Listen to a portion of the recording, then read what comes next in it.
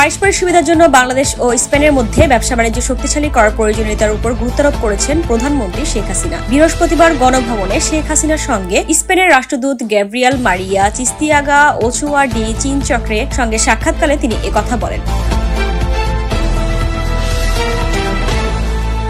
প্রধানমন্ত্রী আরো বলেন, আমরা বাংলাদেশ ও স্পেনের মধ্যে ব্যবসা বাড়াতে চাই। এজন্য বাংলাদেশে স্পেনের বিনিয়োগ বাড়ানোর উদ্যোগ নিতে দেশটির রাষ্ট্রদূতকে আহ্বান জানান তিনি।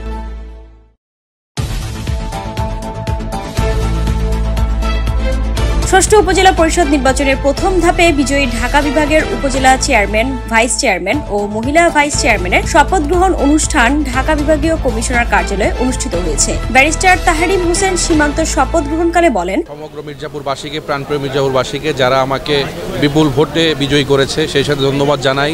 মির্জাপুর উপজেলা আওয়ামী লীগ থেকে শুরু করে সহযোগী সংগঠনের সকল নেতৃবৃন্দকে, বিশেষ করে যারা নির্বাচনে ওতপ্রোতভাবে জড়িত ছিলেন তাদের অক্লান্ত পরিশ্রমের বিনিময়ে আজকে আমি বিজয় অর্জন করতে পেরেছি এবং তাদের কষ্টের ফসলই আজকে এই শপথ গ্রহণ অনুষ্ঠান। আমি সকলের কাছে দোয়া চাই যাতে সকলকে সাথে নিয়ে আমি মির্জাপুরবাসীর জন্য কিছু একটা করতে পারি এবং মাননীয় প্রধানমন্ত্রী দেশরত শেখ হাসিনার যে স্মার্ট বাংলাদেশ করার যে প্রত্যয়, সেই প্রত্যয়ে যাতে আমি একটা বিশেষ ভূমিকা রাখতে পারি সেই আমি আশা করছি। ধন্যবাদ সকলকে। জয় বাংলা, জয় বাংলা। বৃহস্পতিবার সকাল 11টায় শপথ বাক্য পাঠ করান ঢাকা বিভাগের বিভাগীয় কমিশনার মোহাম্মদ সাবিউল ইসলাম।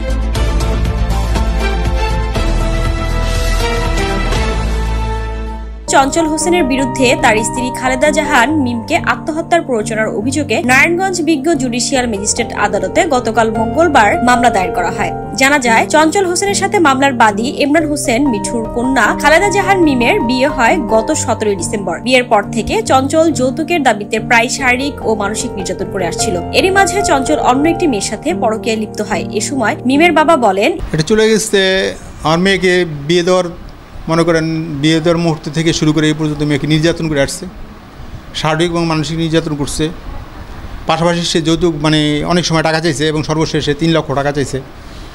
আমার মেয়ে শান্তি হয় না, এই জন্য আমরা টাকাটা দিই নাই এবং আমরা অনেকবার চেষ্টা করছি যে মেয়েটাকে জামাই থেকে ছাড়া রেখে দেওয়ার জন্য, কিন্তু আমরা পারি নাই। মেয়ে এর এত ছিল, জামাই ভক্ত ছিল যে ওরে বারবার মারলো, জামাইয়ের কাছে চলে যেত।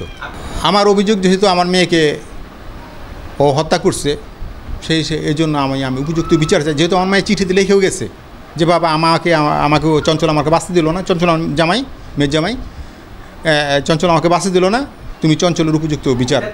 এ নিয়ে স্বামী স্ত্রী দুজনের মাঝে চরম অশান্তি তৈরি হয়। গত 21শে জুন চঞ্চলের পরকীয়ার সূত্র ও বাবার বাড়িতে যৌতুকের টাকা আনতে বলে। এ নিয়ে বাকবিতণ্ডার জেরে ঝগড়ার এক পর্যায়ে চঞ্চল মিমকে প্রচন্ড মারধর করে বাড়ি থেকে বের করে দেয়। এ সময় অপ্রীতগ্রস্ত অবস্থায় মিম তার বাবার বাড়িতে চলে আসে। পরদিন সে তার বাবার বাড়িতে গলায় ফাঁসি দিয়ে আত্মহত্যা করে। DCN Bangla TV news desk.